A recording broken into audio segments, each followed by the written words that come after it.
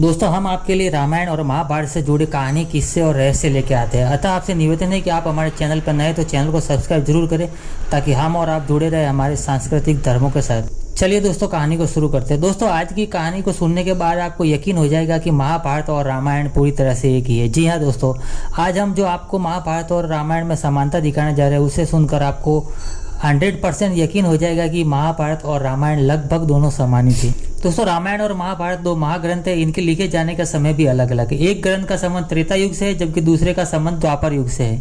लेकिन इन दोनों ग्रंथों में कुछ बातें ऐसी है जो काफी समान है और विचित्र भी। इनमें बस अंतर इतना है, घटना और पात्र का सिर्फ अंतर है। दोस्तों सबसे पहले हम बात करते हैं महाभारत और रामायण की नायिका की। रामायण की नायिका है देवी सीता और महाभारत की है द्रौपदी। दोस्तों इन दोनों के बीच सबसे बड़ी समानता है कि दोनों को लक्ष्मी का अवतार माना जाता है और दोनों अयोनिजा है। दोस्तों यानी कि दोनों किसी माँ के गर्भ से जन्म नहीं लिया है। देवी सीता भूमि से प्रकट हुई तो द्रौपदी अग्नि से उत्पन्न हुई थी। दूसरी बात है कि नायिका ही नहीं, रामायण और महाभारत के नायक भी दिव्य पुरुष थे। दोस्तों भगवान राम का जन्म पुत्र कामिष्ठी यज्ञ से हुआ जबकि महाभारत के नायक पांडव देवताओं के जन्म के रूप में जन्मे थे।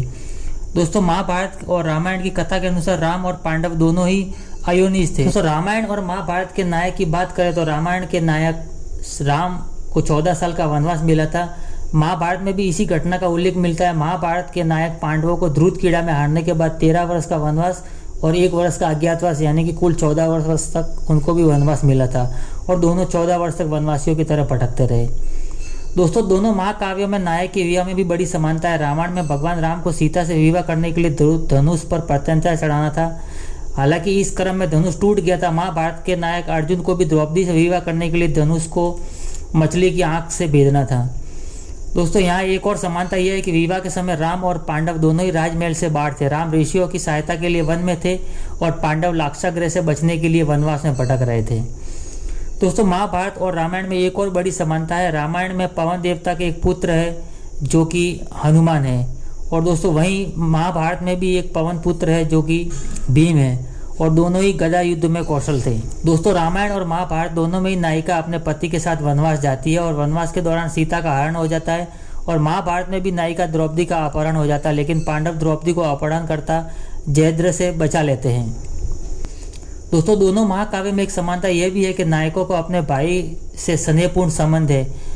माँ अलग अलग होने पर भी राम अपने भाइयों से बहुत मेल खाते थे और बहुत स्नेहपूर्ण रहते थे और सभी भाई राम के आज्ञाकारी थे। महाभारत में भी इसी तरह का उल्लेख है। पांडवों की 2 माँ थी, फिर भी आपसी स्नेह था और बड़े भाई युधिष्ठिर को सभी आज्ञाकारी थे।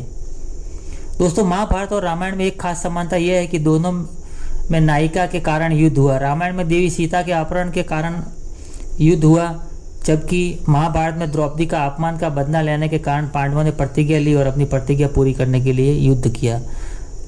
दोस्तों रामायण में उल्लेख मिलता है कि रावण वध के बाद जब भगवान राम का राज्याभिषेक हुआ तो धर्म का राज्य स्थापित हुआ और जनता में सुख शांति जीने लगी।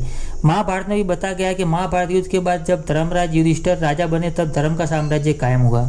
दोस्तों अगर हमारी कहानी, किस्से और प्रसंग अच्छे लगते हैं तो हमारे चैनल को सब्सक्राइब जरूर करो और दोस्तों वीडियो को लाइक करते हुए चलना। चलिए दोस्तों मिलते हैं आप और हम एक और नए वीडियो में, तब तक अपना ख्याल रखना। जय श्री राम।